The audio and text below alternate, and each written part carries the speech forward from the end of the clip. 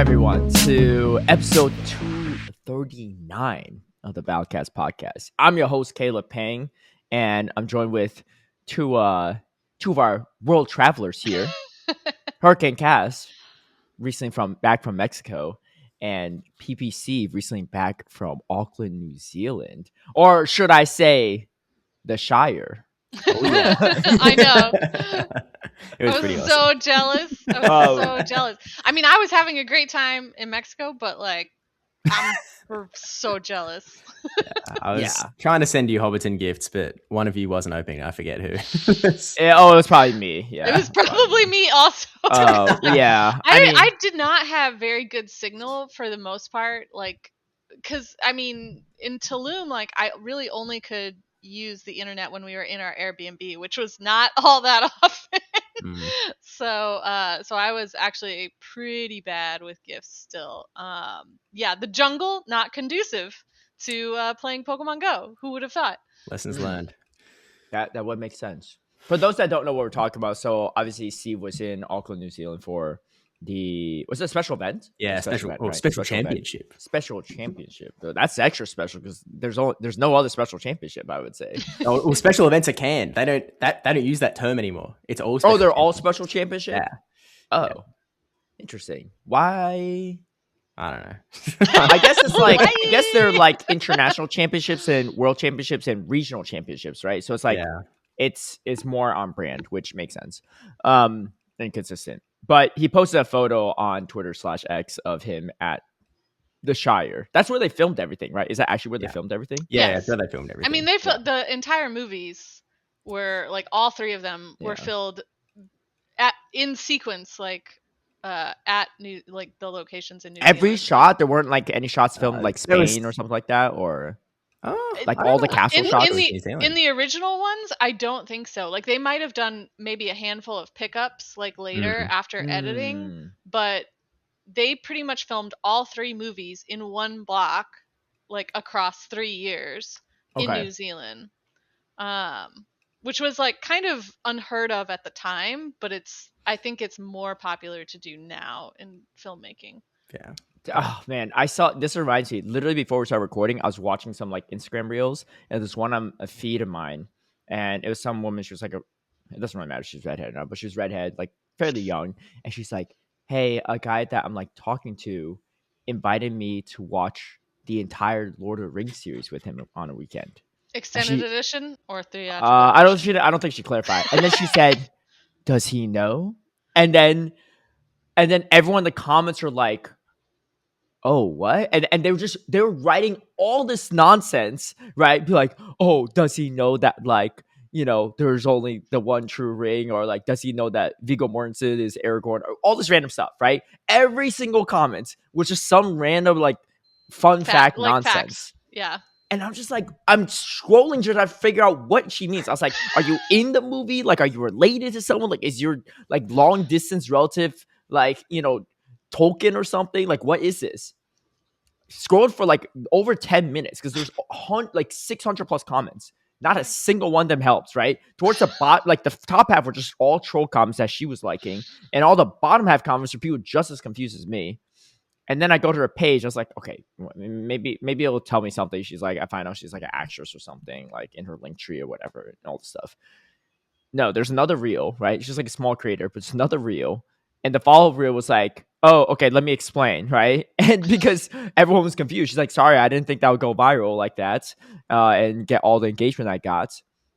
All right, take a guess of what it is, right? With that kind of setup.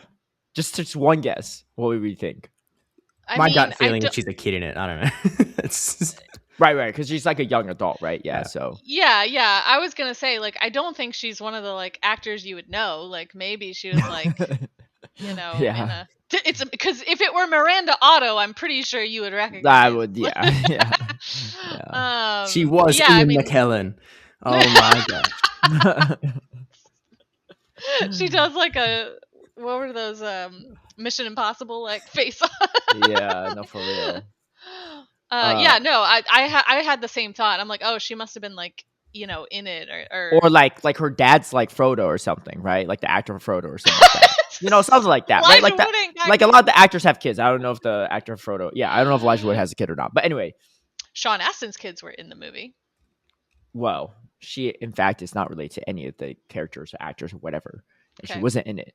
No, the whole thing was, oh, does he know that like if I'm down to watch the Lord of the Rings trilogy with him on a weekend, that like I like him. That's it. That was the whole shtick. I was so pissed when I saw that. I was like, that was it? Stupid. This is what Caleb brought us all along for the ride. So now we're all here. Misery loves company, Misery loves company.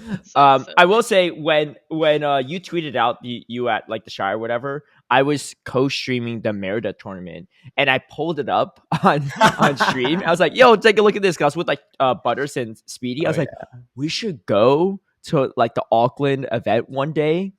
And I was like, but here's the thing. You got to do one thing for me, Butters. You have to dress up as Gandalf when we go to the Shire. Yeah. He's so tall. Like, it would definitely work. He's like, why me? I was like, what do you mean, why you? No one else can do it. Like, I'll actually look like a hobbit anyway, so it's perfect. Yeah. Although, I will say the doors look pretty... Like, you didn't look like a hobbit in the photos. You look like a regular human being. Oh, well, okay. Well, here's the trick. Some of the doors are built small. Some of them are built big. So that if Gandalf walks past, it looks small. If a hobbit walks past, it looks bigger. But you were in front of one that was big, and you look like a regular human, though. Yeah, I mean, I guess that was more the Gandalf-y size one then. I'm trying to... No. So it's the Gandalf size one, yeah. But so... Well, also, obviously, like Elijah Wood and them, they're not as that short, right? So they CGI'd their heights. Yeah. Oh, hang on. No. So that one is the one where like they don't CGI anything, but that's one where like if a hobbit walks past, they look small compared to the door. Yeah, but you look normal size though. You didn't look like a hobbit. I'm kind of far away, to be honest. Yeah, like, he's like down on the road. Well, like because like Elijah Wood's like around our height, I think. The thing you have to understand is this is not even like the original set. This is the location, but they did rebuild it. Well, this is the set. So they used this for the Hobbit. But, I know, but they didn't use it for the Lord of the Rings. So they built it for the Lord of the Rings, but out of material that was not meant to last. Then they took it all down, and then when they rebuilt it for the Hobbit, they were like, "We want to build it out of materials that will last." So this is essentially the Hobbit set, basically. Yeah. Oh, I see. It's the same, like it's identical stuff. Like they rebuilt it exactly, obviously, because it's the same setting. The villages around it, it's not. Like it's not what they did for the movie, like for filming. Like a lot of the props and stuff that are there are like new, and like you can't really interact with it the same way. Mm-hmm. So it's mostly just to like visit and like have the visual, right? Right. But yeah, they did a lot of practical stuff to make the size difference like appear the way it's supposed to. Mm-hmm. There's a whole sequence like in the beginning of the Lord of the Rings when they're on the wagon where like Ian McKellen is like sitting on like a different part of the wagon that's like up higher, out closer to the camera, and Elijah Wood is like on a small section that's like in the back.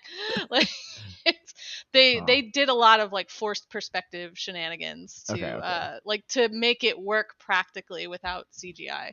Because they didn't even have great CGI at the time. Right. I was a kid. I was trying to figure out too. I was like, are these actors really just that short? Right? Because they're all like around the same height, but there are a lot of them. If you really look at they very carefully try to set it up so that all of the faraway shots like don't have the actors' faces in them, because they are like using small people, and then in the close-up shots, then it's like the actual actors, right? So they're very careful in those like long distance shots to like not show their face, but sometimes you do get glimpses of it and you can definitely tell it's like, oh, that's not Elijah Wood. Yeah. Wait, I'll insert this photo into the podcast episode. Oh yeah, I just sent on the YouTube version 2 different photos of like different sizes. Yeah. So the small one is the one that Gandalf had to walk through. I don't know what it is because that's like way too small. No, that's like another Hobbit door entirely. That's not back end. The second photo looks like the second one looks like it's more Gandalf size because I'm sort of crouching to get in there, right? Yeah. So. Yeah. Mm-hmm. Yeah. Okay. Well, I need Butters to dress up for me. That's what I need to do. Yeah. No, he has to be in. It's just the height thing. That's really it. I mean, he's taller than what's his name, Ian McKellen. I'm sure he is. So I mean, Ian McKellen isn't even like all that tall, but they did a lot again to make him like look taller in the film. Yeah. He's 5'11". He's not that tall on the grand scheme. No. But it's just a solid 5 inches taller than him. So not for an angelic being. Yeah. Okay. Well, anyway. we got some events, so let's dive into it before we talk about the championship series, because we also had a lot of tournaments to cover. To start things off, we have Ho-Oh Max Dynamax Battle Weekend. It's actually a pretty packed weekend. Saturday to Sunday, both days. Dynamax Ho-Oh. Is this his debut? Yeah, it is. Yes. Yeah. It's probably best for candies and such. I don't know if it's like much else for. I mean, you could also get like a hundo for Master League, right? Ho, in my mind, is still one of the best Master League Pokemon in this current meta. So, I think it's worth doing, and you don't have to spend rate pass at least. You just use, and at least now we have some super effective Pokemon to use on it. Do we have Rock Dynamax Pokemon? We have fossil Pokemon, like we have Kabutops and Ammonite. I definitely did not power mine up. But the problem with do they have rock fast moves, like fast attacks though? That's the question. Excadrill's the only one I know that with charge attacks, to my knowledge. I mean, obviously Kabuto and Kabutops or whatever, but that thing's going to melt, right? Yeah. This might be a really hard Dynamax. I mean, maybe you use Raikou, but I don't know if there's. I mean, it can't be that much harder than Lugia.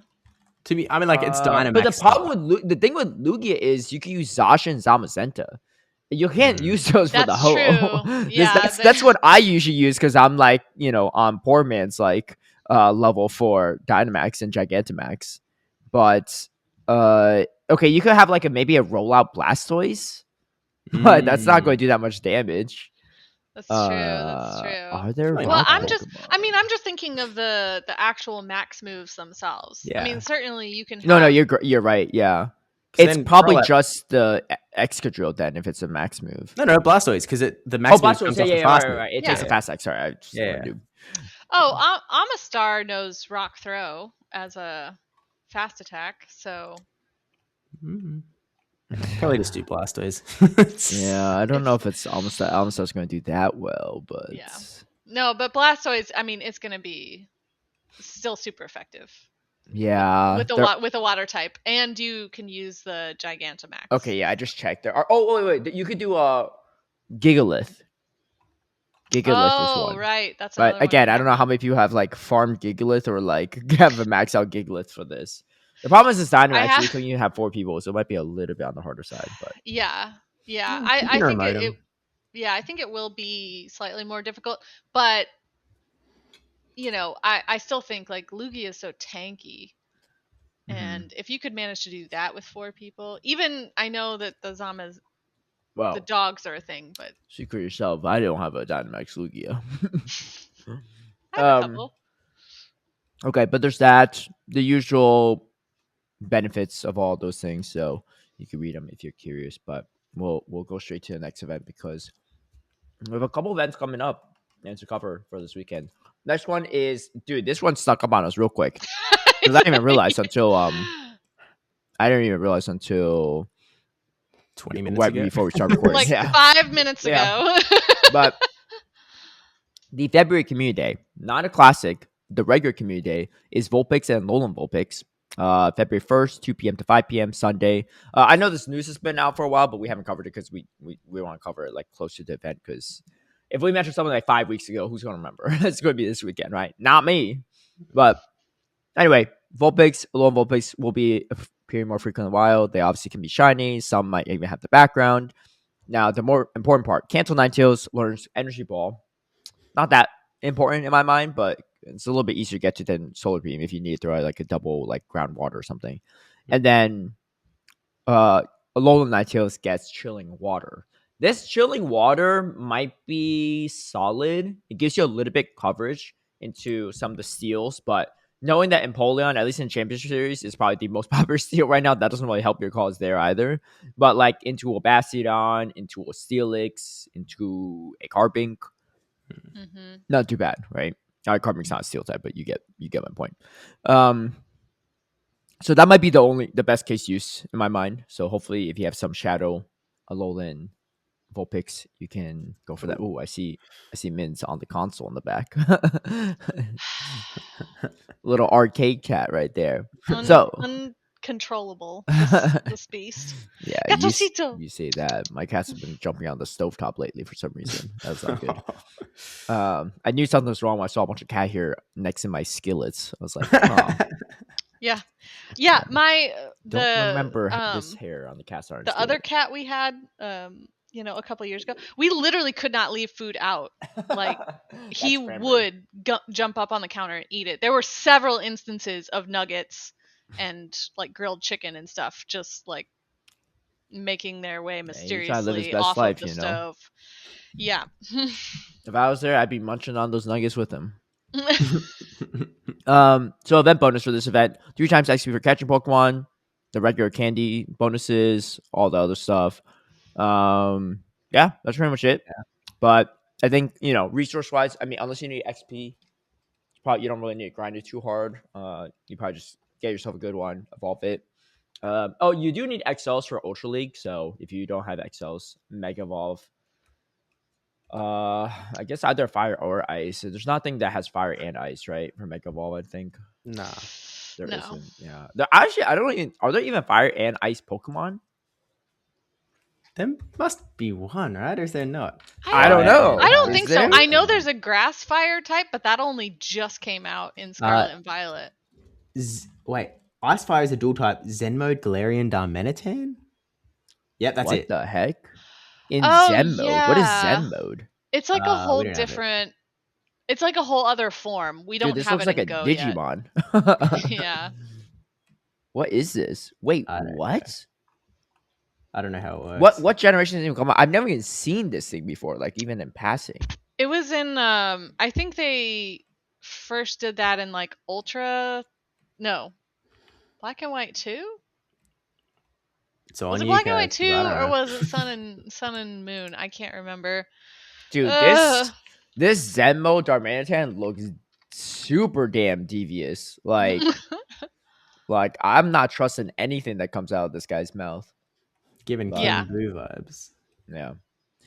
Anyway, so that's going to be the community day this weekend. Like I said, a lot of events this weekend, and we have another one coming up right after this weekend.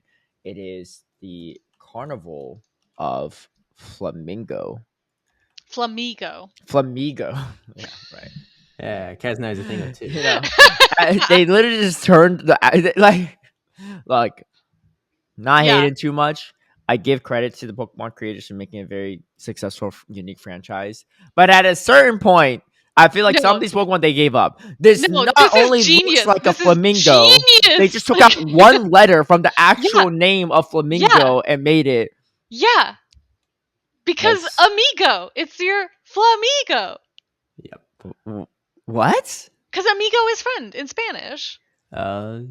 Are these Are these friendly though? Are they like Spanish? Are they like Spanish or Hispanic based or something? It's from the Scarlet and Violet games, which are based on Spain. So it's your okay, all right. It still looks like just a cartoon flamingo, but it's a pure fighting type too. So like on many levels, this Pokemon it doesn't even fly. No. Someone was just like, we got to be a little different at this point. I will tell you right now, Caleb, because I know you're going to ask. It is a bird, though. Obviously, this is a bird. This is a bird that doesn't know its identity. It was a flying type to it. Why is there also a freaking Lotad in this picture? He about be 8. Yeah, no, that's a snack for later. The synchronized Pokemon. What makes it synchronized? Anyway, 2 times fighting. Huh? It is flying and fighting. Is it? I thought it was pure fighting. That makes more sense. Flying fighting, I'll give. All right. You know. Right. What kind of amigo is that, man? This is a fighter, not a lover. Anyway.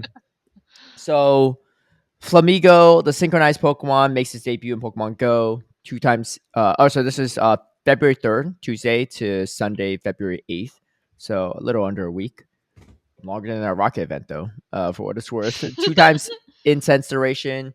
2 times daily adventure incense duration. 2 times daily incense duration is kind of nice. I feel like we get that like every other event though, because sometimes I'm like, whoa, why is my thing 30 minutes instead of 10, 15 minutes? And wait, unless it's 30 for the season, is it? Is that what it is? Yeah, I feel like the default is 30. No, the default is 15. Like right now, I don't But know, right man. now though, this season is it 30 because of Maybe, what are we? I did click It's it not the other chance day to and it chance. was Oh, 30. Precious Pass. Yeah. Maybe. Let me double check because I actually don't remember. Maybe there is seasonal highlights, bonuses. Where's the bonuses at? Oh, seasonal bonuses. Okay, one additional special trade. No, okay, no, it is just. I think we just had another event with the double time, right? I'm almost positive it's usually it used to be 15 unless they made a permanent change. What do you have at? I got 30. But it used to be 15, no? Like I'm not tripping. So. They might have just No, doubled it. it did used to be 15. When did they permanently double it? Did I miss this announcement? A while ago, I think. Did we not cover it on the HurricaneKaz podcast? I'm sure we did, man. I'm sure we did, but we've all how did we all forget? It's okay. It's okay. No, literally, if you Google daily adventure incense in Pokemon Go, it says free daily use item that attracts Pokemon 15 minutes when players moving. Blah blah blah. I think it was a while ago. No, it couldn't be that while ago, right? It hasn't been out for that long. I guess it came out 2022. I don't know. Anyway, adventure incense. I don't really know. Okay, well, either way. Oh, incense incense only. Oh no, this is the regular incense. Not okay. I don't know. Anyway, okay. So if for some reason it's permanently 30 minutes, then that means we get daily adventure incense for an hour. It's not too bad. Yeah. If I'm playing a spotlight hour. On October 9th, it was still only 15 minutes. I know, because I remember I've had 15 minutes like pretty recently, and then once in a while it's 30 minutes. I'm like, what? Wait, what happened? What happened? Are we in an event right now that doubles the incense time? Is that what it is? I don't think we're in an event, but I think we are in an event. Wow, I mean, we're always in an event. I know. Tier 2 Go Pass bonus. 2 times daily incense adventure duration. Wait, for January? Yeah, Go Pass. Yeah, for the January Go Pass. See what I mean? So when this comes back around, it's still going to be 30 minutes, right? If you need any other mystery solved, call me up. mysteryinc.com. Yeah. Okay. Well, now that we figured that out, 500 additional Stardust for catching Flamingo. All right, great Stardust. Increased chance of catching Shiny Lotad, Spritzy, Peekback, whatever. All those things. Why Lotad? I don't understand. Lotad's not a bird, right? It got a beak. Oh, what?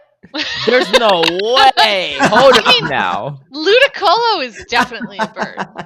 Like the final evolution? Okay, but then if that's a bird, then everything has to be a bird before that, no?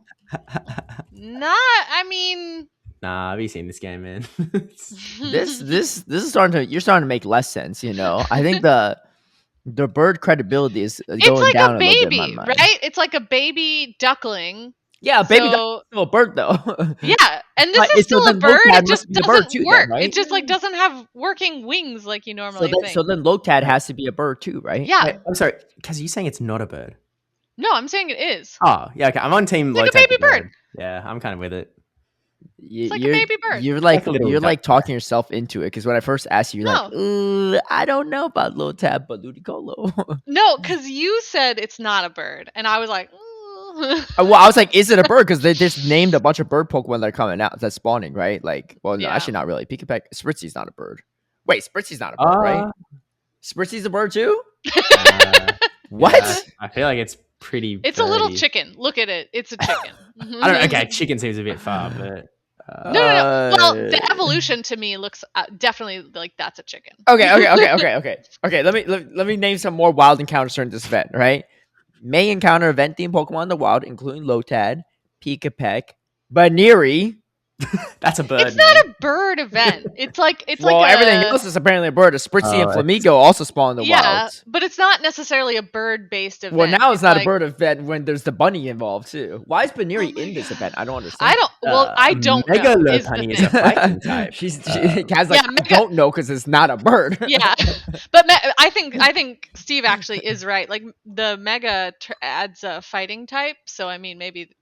I don't know. Maybe it just has something to do with that. Yeah. I mean, I don't know. Mega Lopunny could be in raids during this thing. I have no idea. The bunnies aren't really in carnivals, right? Like, Is it just because Also, it's because it's not Carnival. This is a well, this doesn't make sense either. I was gonna say it's just a bunch of pink Pokemon, but Lotad isn't pink, and neither is Pikapack. Also, if you look at the pose that becomes available, it's like the Quack-a-Ball dance. Yeah, that's gonna be the dance that Anna would be doing. Okay. Oh, okay. So it's Carnival essentially, right? Is? Like, yeah, that's essentially what it is. So maybe rabbits are related to Carnival, because I can see the Spritzy. No, I think I can see like Toucanon. You know, wait. Pikapack evolves in Toucanon, or is that a different one? Yeah, it does. Right? You're right. It yeah, does. yeah. Toucanon, a lot of color. That was one of the first Kaz's Corners I ever did. Ludicolo would be dancing around like Carnival. So, Baneri, like bunnies, must be related to Carnival. I mean, maybe Lopunny specifically, maybe. Yeah, I don't know. But I have no, like, that is, I'm not the bunny person. I don't know. Okay. Well, apparently rabbits have a long history with carnivals. Okay.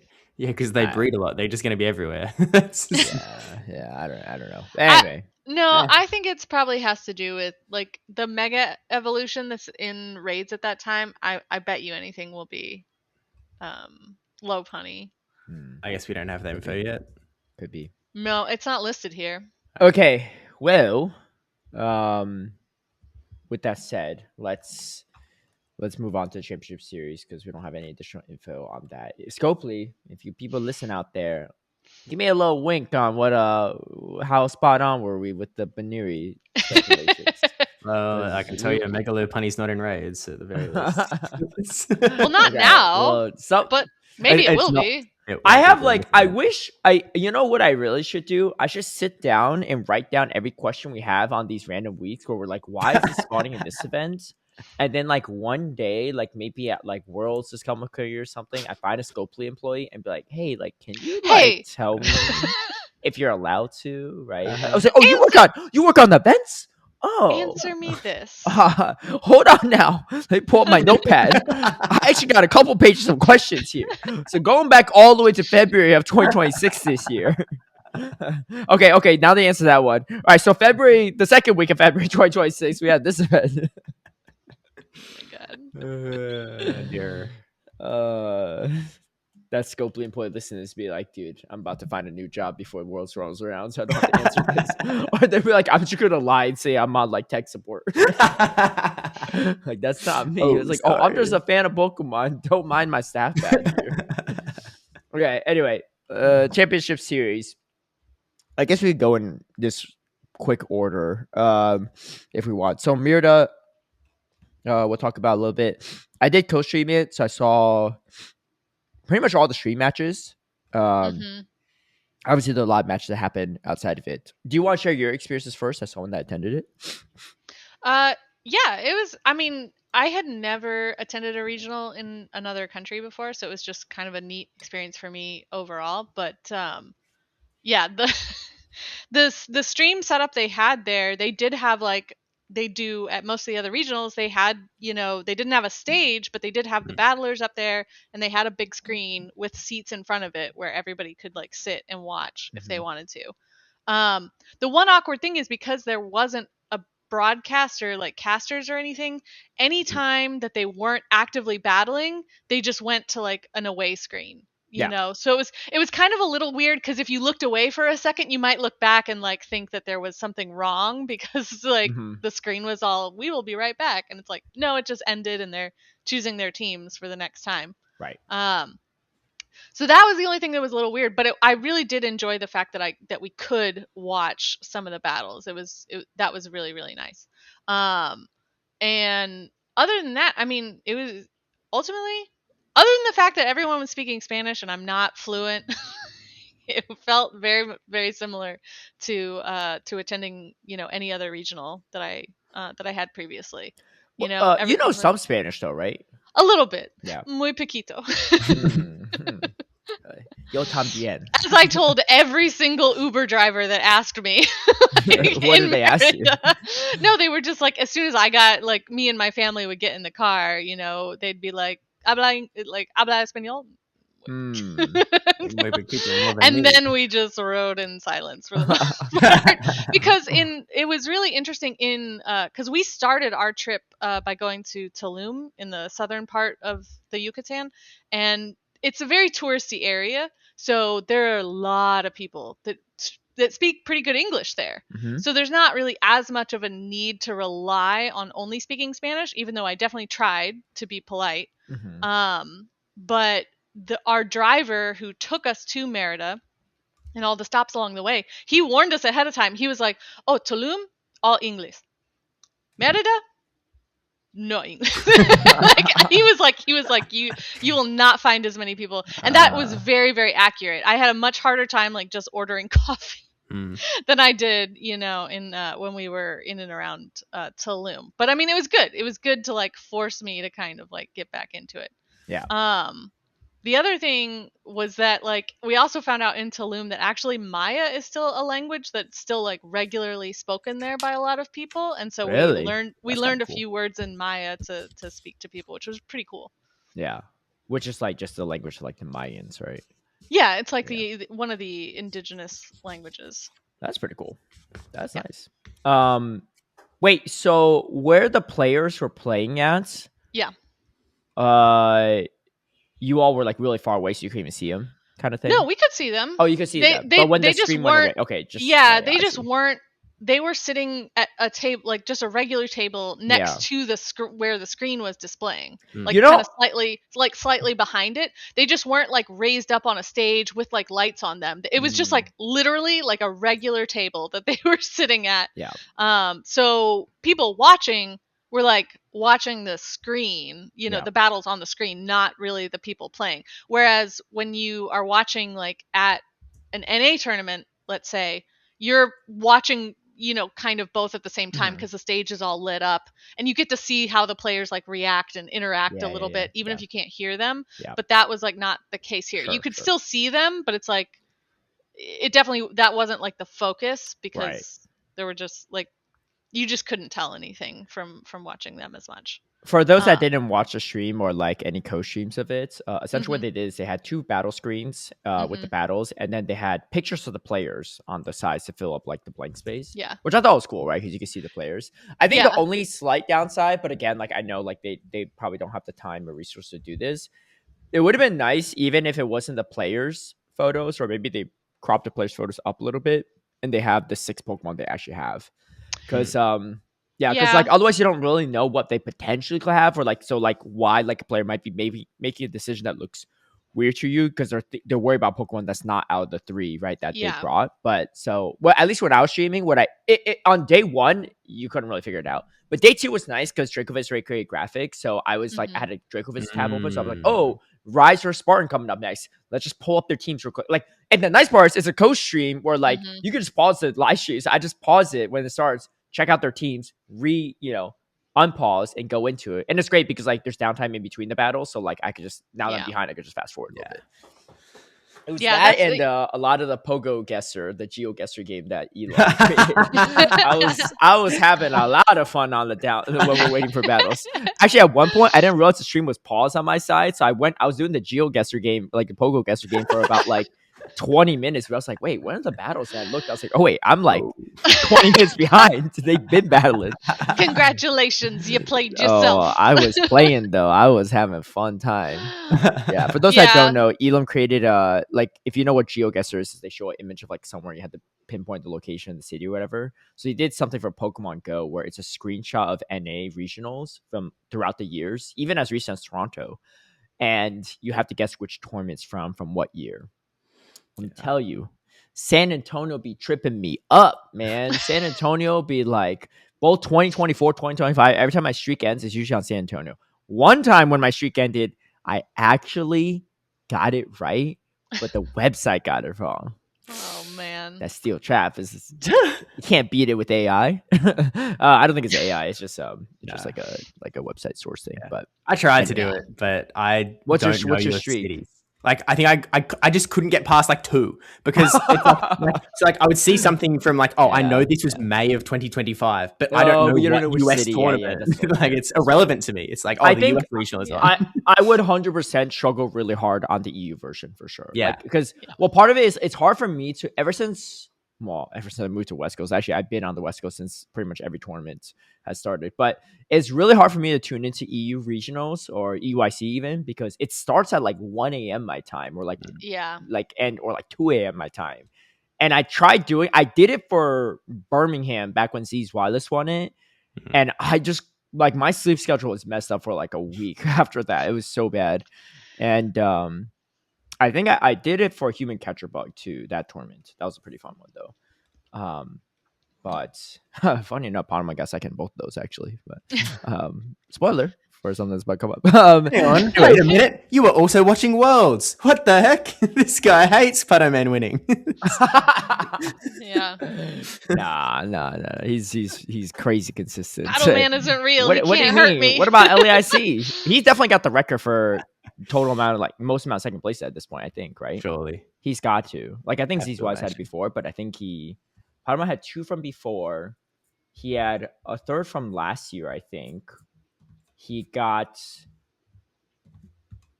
Did he get one from? No, he didn't get one from Frankfurt. He got one from LAIC, one from. He has 5.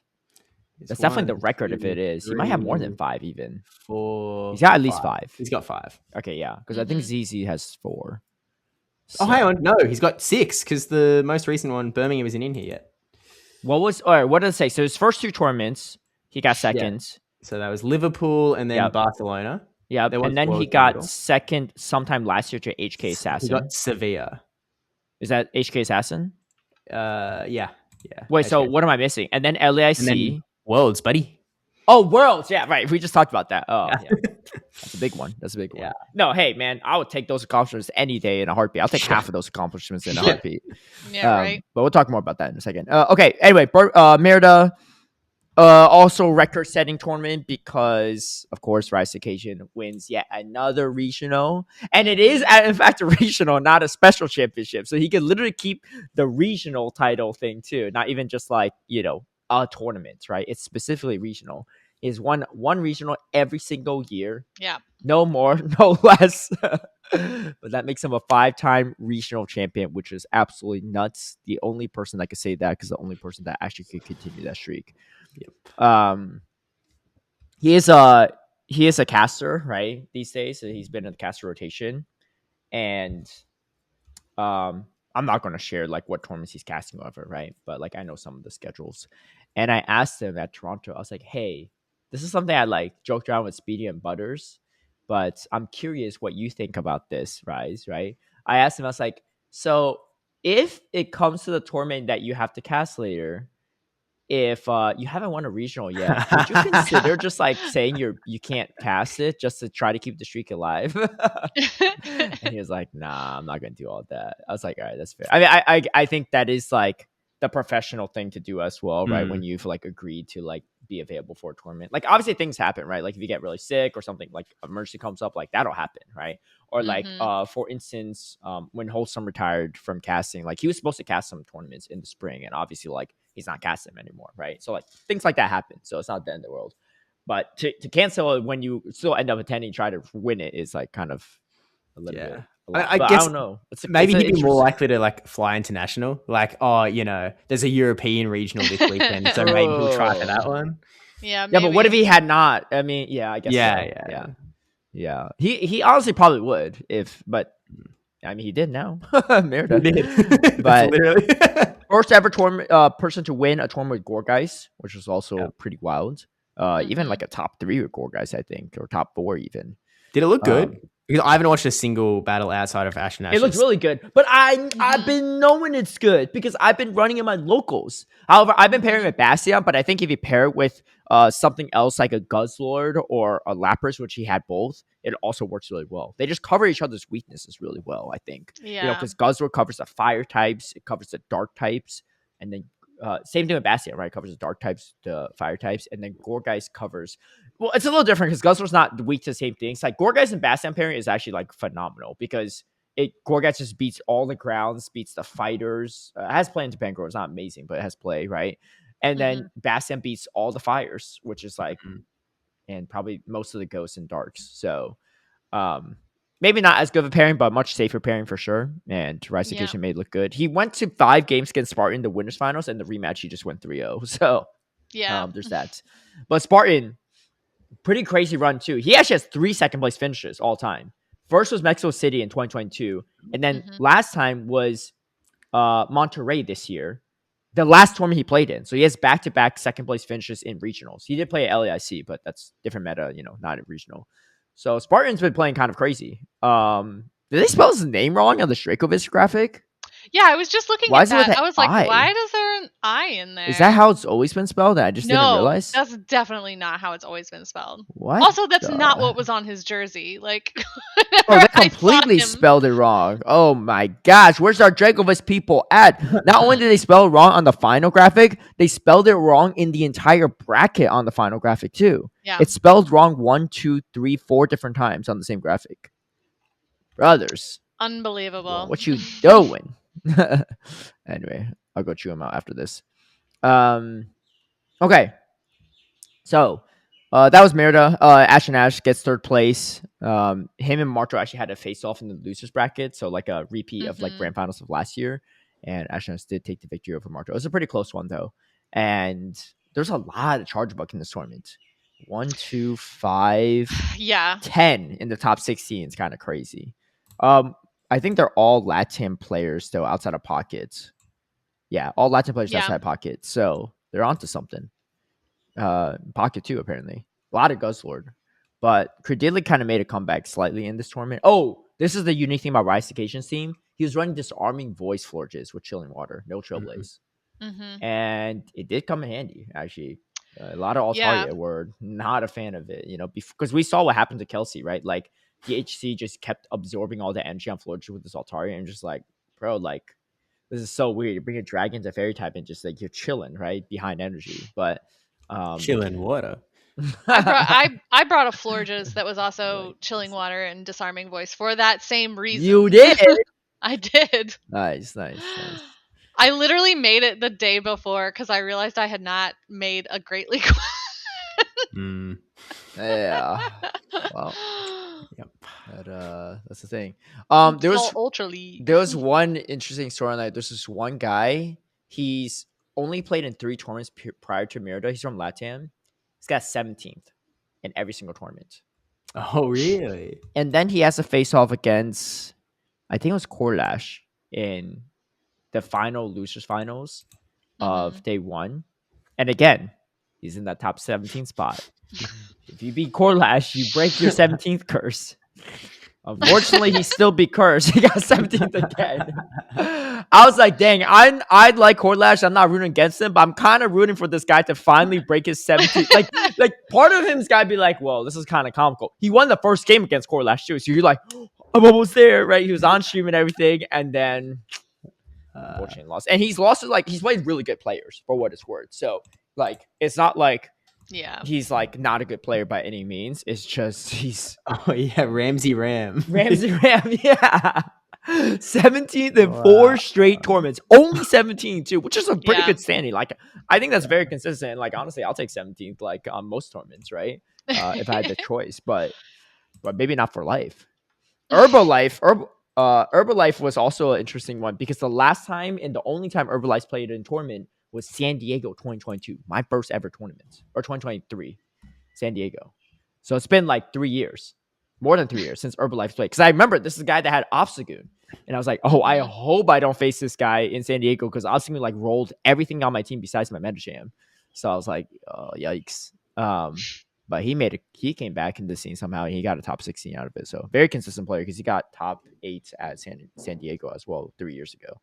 So still on top of the game. Not sure what he's been up to the past 3 years, but that's about that. Anyway, Reis, Spartan, Ash and Ash, Rocha rounds out our top 4. Pocket made a top 8 as well from NA. Lawson Cody was the 3rd NA player to make it as well, also in that top 16. And the Kelsey actually made a pretty far run too, but she just missed out on the top cut. But I didn't know she was there. Yeah, me neither. And I looked, I was like, wait, Kelsey's here too? She's been playing less than a week ago. But yeah, we were hanging out quite a bunch. Yeah, she was in my my group too, and I was glad that I didn't have to like face her immediately. But then I just did terribly because I didn't practice enough because I was in the jungle. Fair enough. It's fine. It's fine. She actually got knocked out by Ramsey Ram. Yeah. Yeah. Well, I mean, that guy's getting at least top 17. Yeah. So the moment you see Ramsey Ram, you're like, well, if it's not the losers finals of day Dang one, it. it's over for me, Yeah, Koolash was like, finally, he is unstoppable leading to that losers finals. This is such useless trivia, but all 4 of the people that have knocked out Ramsey Ram from tournaments are in the top 16 of this one. All of them. It's Reis, it's Marto, it's Javier, and it's Koolash. But now it's Koolash, right? Because Koolash wasn't it. He's like, oh, at least I avoided Reis, Marto, and what was the other one? Javier. How about 4th place world's finisher, Koolash? See how you deal with that one. But, yeah, tough. But anyway, okay. Well, that does it for Merida, and then Birmingham. This was happening also on the same weekend. Obviously, all 3 of these were on the same weekend, and I finally finished and caught up on the winners finals, grand finals, losers finals. I didn't watch much of the rest of it because I just one, I was co-streaming too. Like again, it was like in the middle of the night or whatever. But first ever tournament win for Maxi, so big congrats to him. Maxi 1 million P.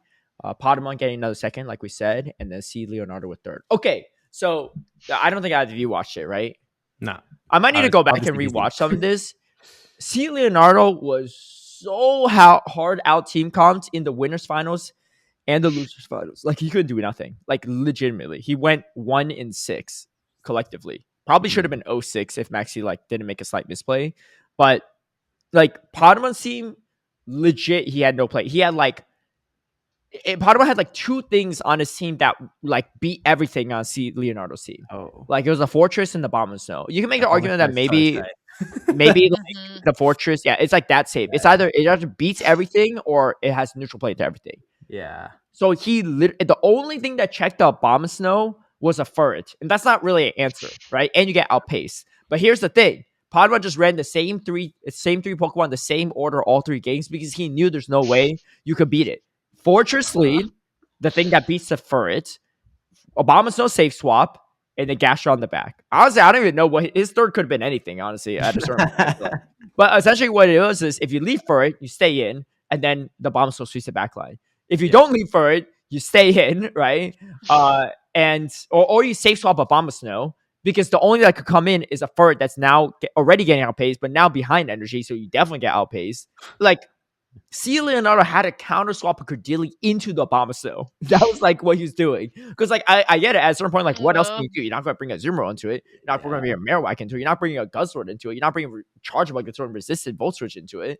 And you sure aren't going to bring the Furry because you already got that locked into Fortress to start with, And I'm just like, bro, this is so tough. I felt for C Leonardo because I was like, this is worse than like me versus Elite at Fresno. Like I had win conditions I could have done, right? I wasn't like, I was out comped with the lone sand slash, but like there were things I could beat it. Literally nothing beat the bomb snow, and literally nothing really beat the fortress either.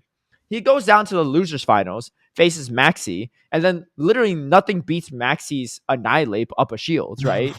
like it just muscles through everything, and that's what he did.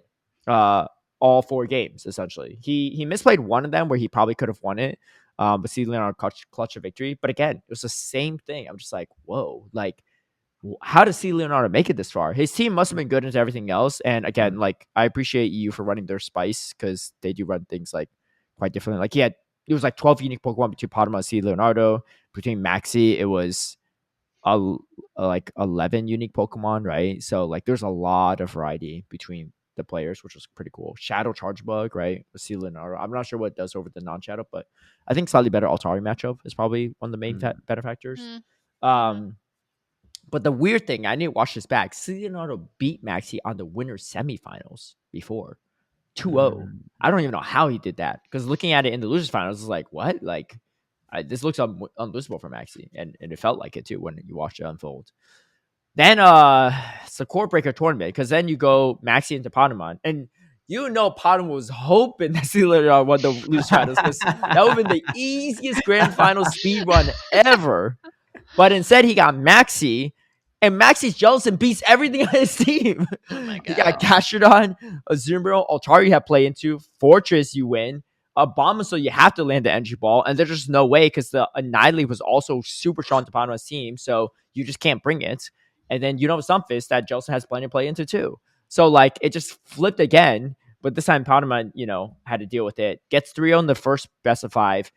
Somehow, I think Maxi trolled a little bit in the bracket reset where he brought a Steelix when he shouldn't have. I was like, why would you bring a Steelix when he has double ground, like a Abomasnow? Like, Steelix not going to do you much favors, right? You got like Flamethrower, Altaria, Earthquake, Fortress. Like, just don't bring the Steelix. So he benches the Steelix.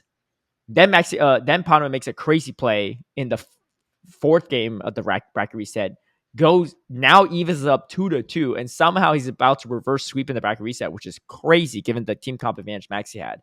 It still came pretty close in the end, but the Jelson was just a little too much. So, yeah, Maxi Jelson, though, looking pretty good. And honestly, outside of Furry, I don't really know what really beats Jelson's consistently. Because you have play into Charge Bug, maybe like a Ferrothorn, but like you still have Shadow Ball for that. Wigglytuff is weird because you're only throwing resisted charge attacks. Like, I think you do win, but you might have to shield it. It's quite weird. I don't know. Oh, I guess like you have like Moltres or some of the dark types, right? Guzzlord. Yeah, I was. But there was no Guzzlord. Yeah, Moltres, but they weren't. Oh yeah, Guzzlord. They didn't RSVP to this party. No. There was a lot of Guzzlord in that top 16, but none. No dark types, no normal types outside of Patamon. And Patamon, I mean, obviously he had a really unique team, and I like it, but unfortunately, it was a little bit weak to Jelson. He almost made it work, but another fantastic finish though for Patamon. Patamon tweet. There was like, don't like this meta because someone can bring a random core breaker or whatnot. Yeah, it's true. It's true. Well, no, I was having a conversation with Adib and Twastell last night, and Tristan was like, I feel like it's probably because in EU they just bring more spice, right? And because of that, if you bring a lot more spice and variety, you get core broken more. I was like, actually, that's not the case. Because if you look at every NA tournament, it was also hard team comp disadvantages every tournament. Pittsburgh, Steiner, hard out team comp Z's Wireless with that Bastion. Milwaukee, same thing. Meteor Fallen, hard out comped Pranav. Pranav just outplayed him more, right? Like Pranav just played really well, and Meteor Fallen didn't love his Bastion play, but he still found a way to win it. But he had a hard comp advantage for sure into Pranav's team. Vegas, Dune hard outcomped Reis. Again, like Reis beating Dune in that winners finals, ZZ beating Steiner in that winners finals before they came back for the grand finals rematch. Like that was a miracle that ZZ and Reis won those because they played out of their minds to win those best fives. But I knew if those same people got a rematch in the grand finals, they were cooked, and that's exactly what happened, right?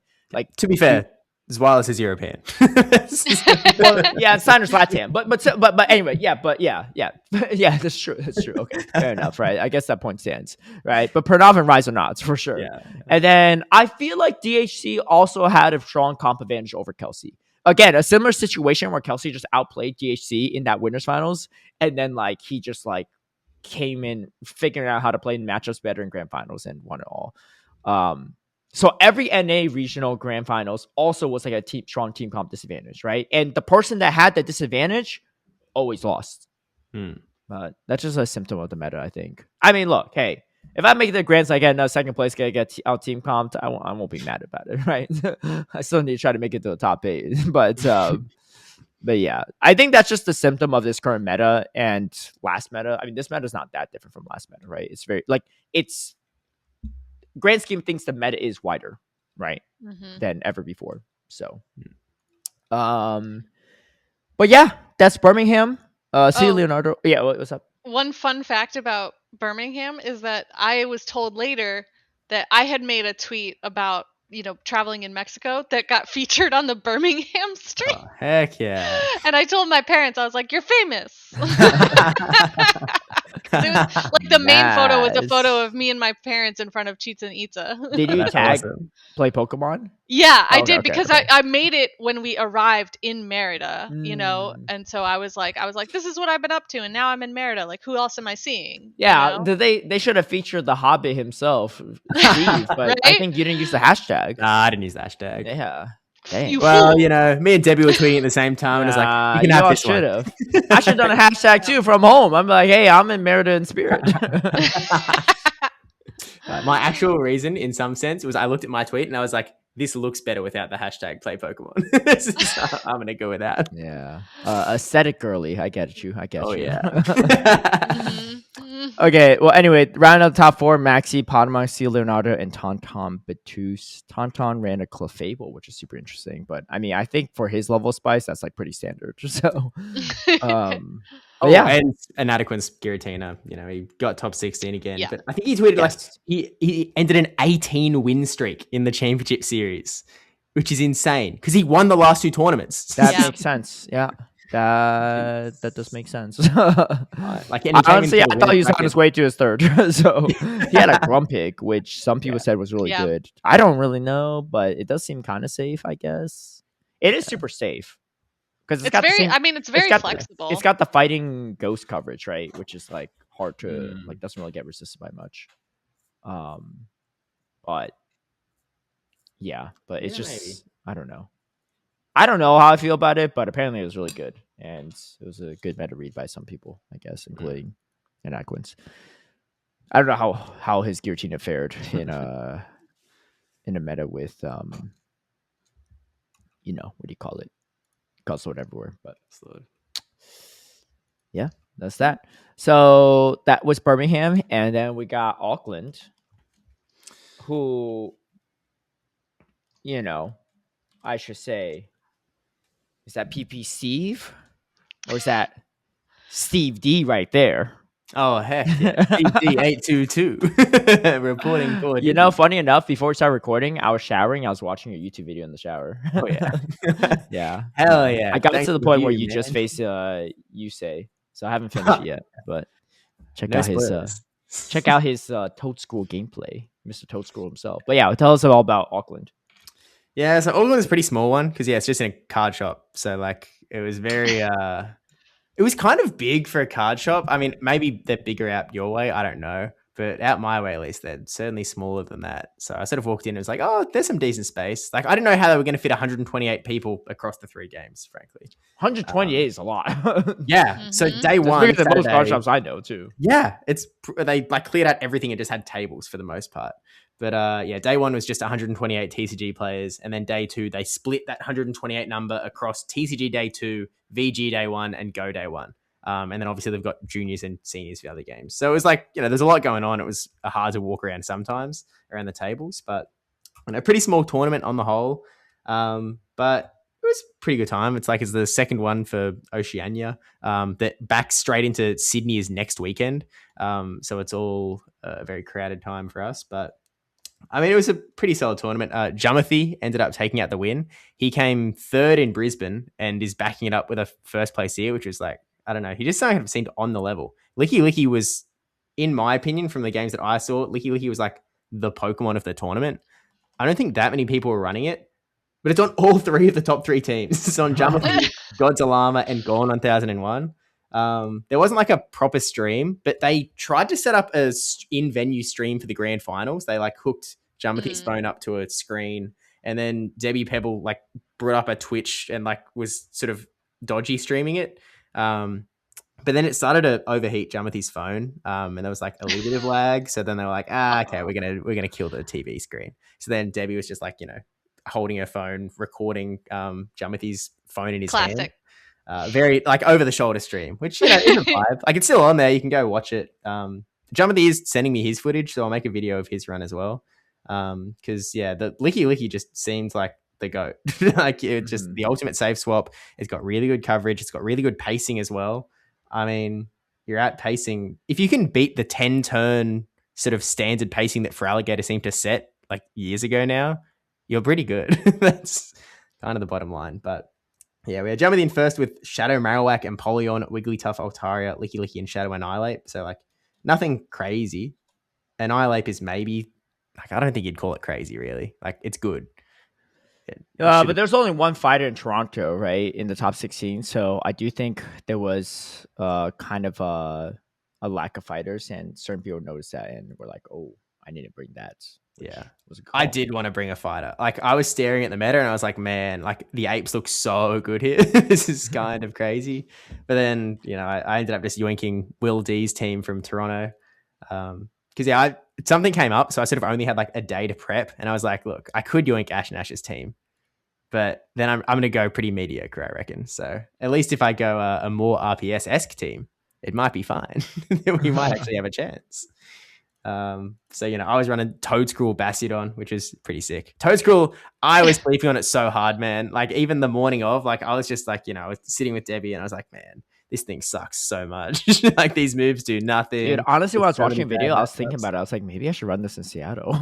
Because it's actually like, it's a ground that beats the other grounds, which is kind of what I need if I want to run Bastiodon, right? Yeah, it is. It pairs so well with Bastiodon. Yeah. And like, I didn't realize it until the tournament started. Even more RPS because you have no coverage for the flyers at all. Yeah. Talonflame just cooks you, right? Talonflame isn't real. Talonflame isn't real. It can't hurt you. No, maybe not. Meanwhile, Talonflame. Yeah. I mean, I guess there was one in the top 8 of Auckland, which Dangerhawk, he's not like a very well-known player outside of Oceania, but he went on like a crazy run. Like, I actually pull up the bracket because he had to fight his life out for 4th place because, you know, obviously there's going to be a ton of cracked players that are flying in because they're the only ones going to come. I mean, there were 9 Australians that competed in Auckland and 8 of them were in the top 12. So it's like, you know, I've put up the LAIC bracket somehow instead of Auckland. Maybe I typed challenge into the bracket and that's what I was looking at for the most part. So round 1, he has to face Choose, who Japanese player. He came second at Brisbane 2025, I think. Great player. Goes on and he beats Sun Jin Hong, who is a New Zealand guy. You probably see him on Twitter a lot. OG. I've been friends with him in games since 2019, since the Sylph days. I used to scrim with him all the time for like Sylph stuff. So he's been playing for a while. Yeah. The first time meeting him, so very nice guy. Then he beats Godzilla, the Brisbane champion, which that was the Brisbane 2025 grand finals, Godzilla and Choose. So that was kind of funny. Then he loses to Gon 1001, who just won Brisbane 2026 before. He beats Clunk NZ, who again not a very well known trainer. Oh, I know him too. Yeah, but he's like he used to do a lot of Sylph. Yeah. I think he was on the squad that won the Battle Frontier championships as well. Oh, maybe. I mean, there's a bunch of Oceania folks. I feel like those are your people. You should know. They are my people. I mean, I cast it around, I guess. But then in the top 4, he ended up losing the rematch against Godzilla. But it was a pretty crazy run. Is there a Dracovic graphic on this stuff? Yeah, it's like before the Birmingham and Merida ones. Because like, okay, and it's only shared on their Twitter. It's not on their website just yet. Well, I mean, we know whose fault it is if it's not on the website. Yeah, I think Dracovic were talking about like, oh, how can we get the data for this? Because it's on like Play Latam instead of RK9. And someone was like, oh, it's got to be another Play Latam. Yeah, I don't understand what the deal was. There's a lot of shenanigans with this tournament. Why was I in LATAM and on RK9 and you're in Auckland and on Play LATAM? What if Play LATAM is just a special championships website, you know? I mean, yeah. Was regional. I don't know. Because that's just random speculation. I could be completely off. But all I kind of know is that the New Zealand guys needed to find someone that could run the registration for them. And they were like, they said something to the effect of like, Play Latam was gracious enough to let us use them. It'd be like, our amigo over there. Yeah, covered. Thank you, our flamingos. Yeah, that was pretty much the tournament. I mean, it was you made the graphic too. I did make the graphic. So that's Toadscruel's first ever top 8. So congrats to Toadscruel. Really? Yeah, the real congrats. Will D got to 9th, but like his run is way more impressive than mine. But we don't talk about that, right? No. We don't talk about like when I get second at Fresno, I don't talk about how there's like 50 people at that tournament, one of the smaller tournaments, right? We don't talk about that, right? Come on. We don't talk about how I dodged elite all the way until the very end, right? The one person I'm scared of. We just talk about the positives. Yeah. The important result is that I'm the first Toadscruel top 8. Thank you very much. That's the most important thing to remember. That's honestly. true. And it doesn't even matter if someone wins with Toadscruel next weekend or whatever, because they were not the first top 8 with Toadscruel. Doesn't matter. Sorry, guys. Yeah. It's like Neil Armstrong, right? He landed on the moon. Don't matter if someone else went on the moon. He was still the first, right? That's exactly right, Caleb. Thank you for your support. Like, does anybody know who the second person was on the moon? No. I don't. Some people don't believe that even Neil Armstrong was on, but yeah, I'm still waiting for the first person. Don't. Yeah, that's gonna be me when I finally went to Bastia. Yeah, I think I was the first, right? Like, I think I was the first. Yeah, definitely. All the other ones don't really matter. The first Bastiodon believer to win. Yeah, exactly. Yeah. I think those other ones were deep fakes, man. That wasn't real. Yeah, no, totally. Yeah. No, when you're talking Firo one, I don't think the first caster to win with Bastion, that would actually be. Yes, that would be. Yeah. And if somehow Inadequate does it, that'll be the first NA caster. So there's always a spin way. Yeah, I got it all planned out. Yeah, the first caster that casted UIC 2022 to win with the Bastion. I got some records to break, you know. Anyway, well, that's cool. Right. So, So anyway, to round out our top 4, we have Jumothy, Godzilla, Gone, and Danger Hawk. No prize money for these, right? No, it's Prime, but although like they also didn't have like the official playmats. It was like they made their own custom playmat. I actually don't have it because I shoved it into Debbie's luggage, so she'll have to give it back to me in Sydney. Also the top 8 one, so she's just got that for now. Yeah. But they gave out this instead of a trophy or a medal, they made these slabs of like a card that like sort of like it's kind of like a plaque almost of like winning the regional. So like the Go one, I don't know if I have a photo easily accessible, but like it was a Relicanth card for Pokemon Go because it's the New Zealand regional that they sort of slabbed up. Oh, you can kind of zoom in. I'll send this photo of Jumothy holding the mat. You can kind of zoom into it a little bit. Copy paste once it loads. But yeah, so there were card packs as well.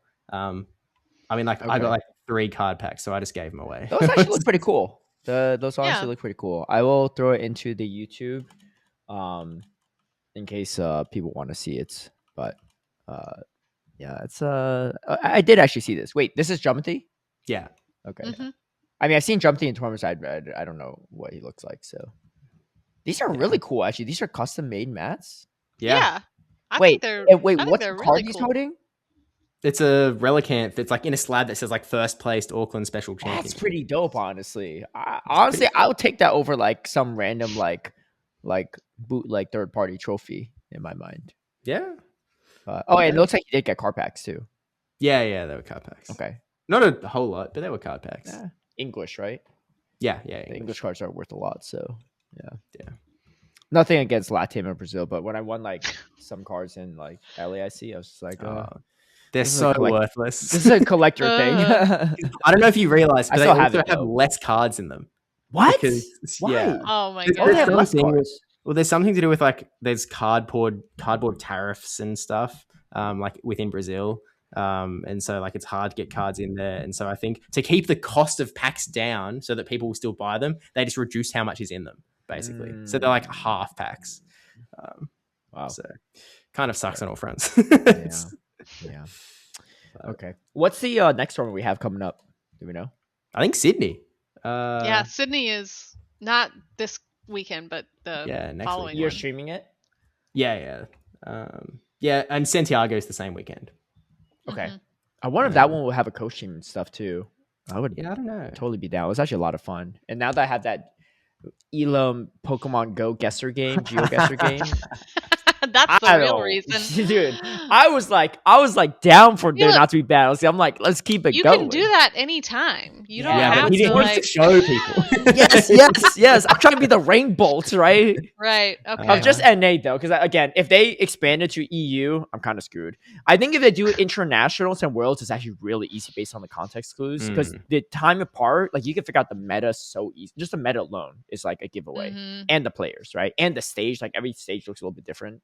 And worlds is like stupid easy, right? Because like the whole graphic looks different, right? So so like the whole thing like has a very distinct vibe. But there's sometimes where I'm just like, bro, what is this? Like it's Evan versus Valorash. They're both running stupid weird teams that they always run.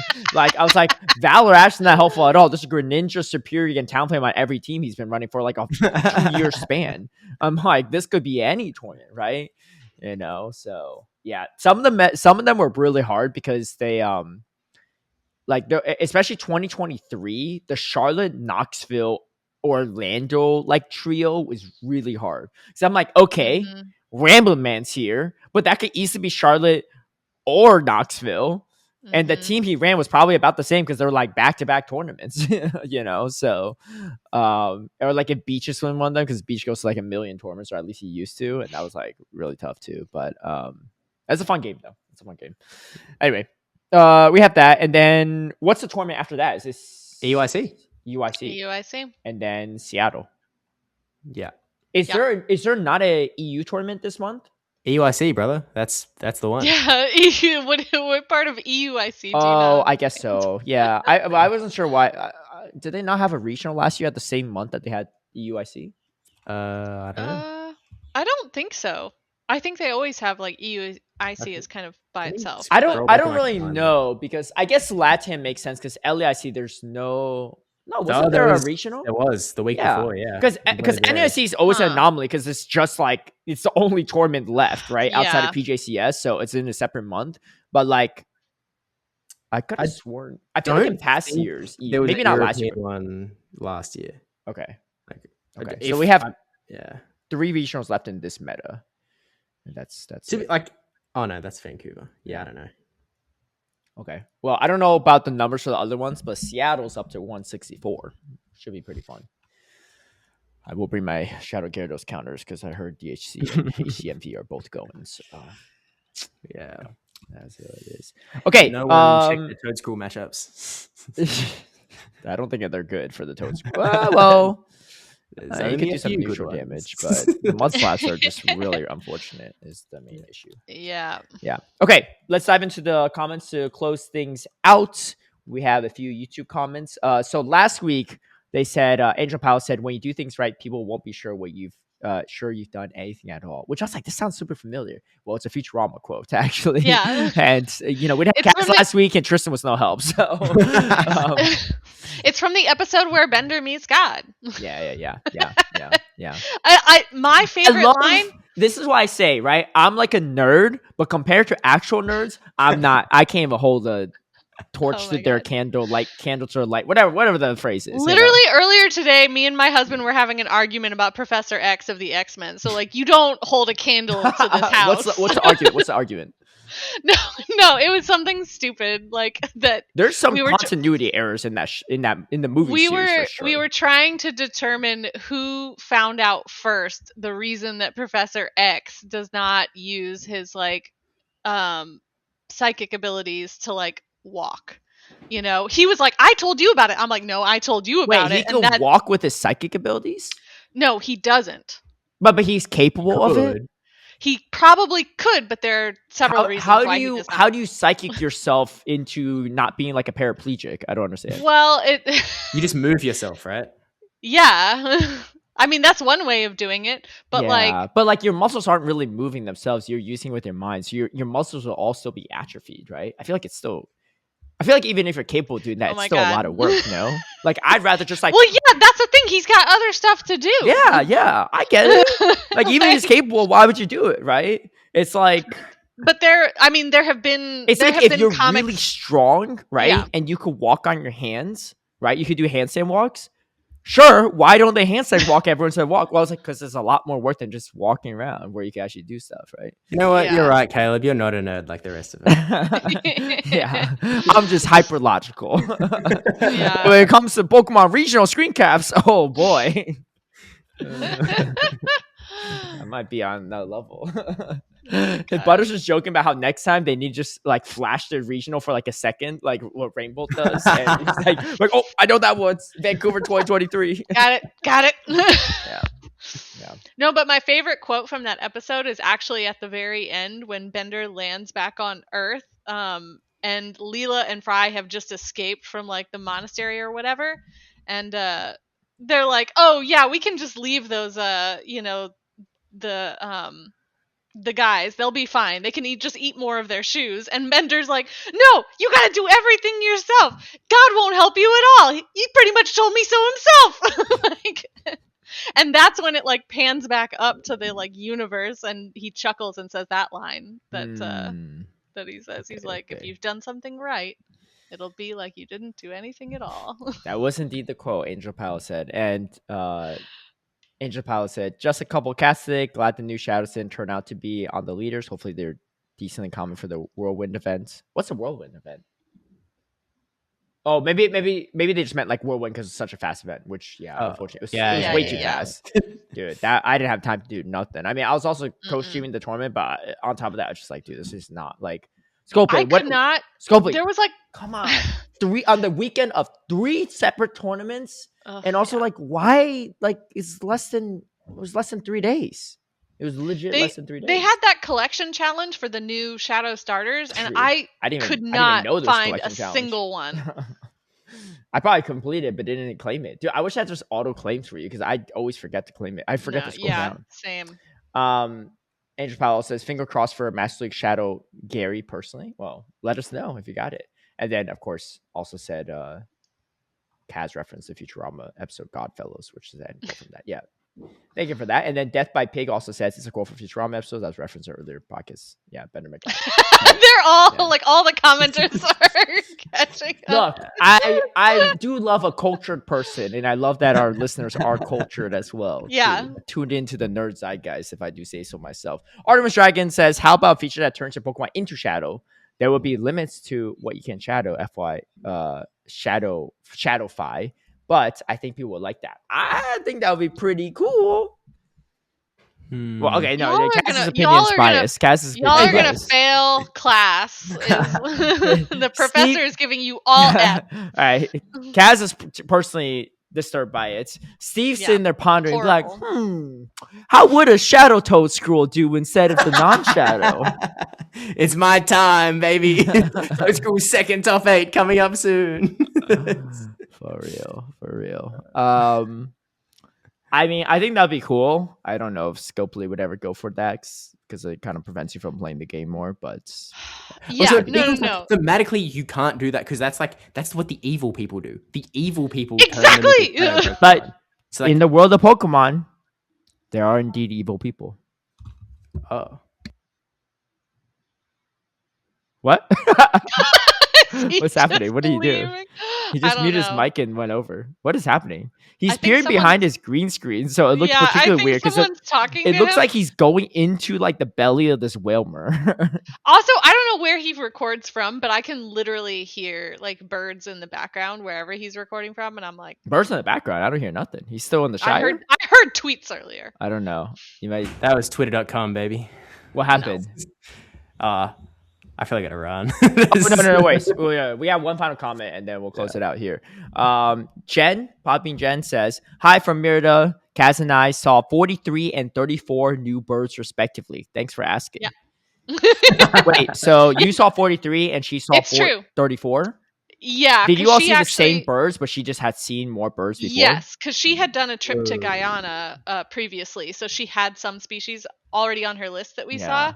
But like my total for the trip was 51 new bird species for the entire trip. Jen, you got to update your comments, man. Well, it was very unfortunate. She did get sick on Sunday because Sunday is when we went to the Celestine Biosphere, which is where we saw a billion flamingos, like so many flamingos. I see. They were like, the guides were trying to like downplay it, like, oh, we've had reports of flamingos, so we're gonna go here and see what we can find. And literally, like, we're on this river in this boat, and you just start to see this pink line on the horizon, and you're like, oh lord. Like, so yeah, so unfortunately Jen had to miss that trip, and I saw like the flamingos plus a few other species that me and my dad got. So I hope she's feeling better. She is now, yes. Yeah. It was just she needed to rest and hydrate like all day Sunday. So and her flight got canceled on Monday because she was supposed to leave the day before us.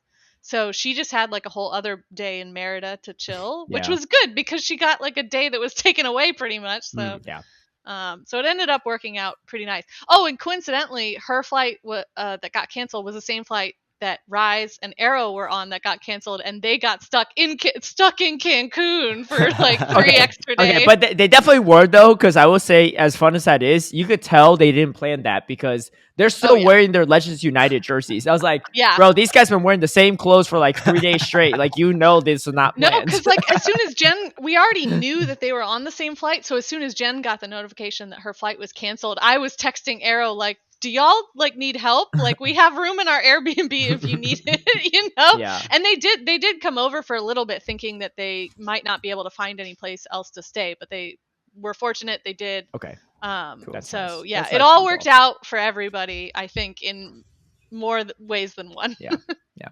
Okay. Well, that's going to do it for us. And hopefully Tristan is well and good, and maybe he's just not feeling great. But yeah, we didn't talk about why, but we don't know what's going on. But hopefully he's doing well, and we'll do a Cast Corner finale. Maybe next week. Maybe next week. The good part is the bonus is 3 lifelines. You only use 3, right? So even though it's like we're cutting into a month of the year, it's all good. All right. Well, have fun during Community Day. No events this weekend for Championship Series. And congrats again to Reis, Jonathan, and Maxi. And with that, we will catch you all in the next episode. Until then, peace out.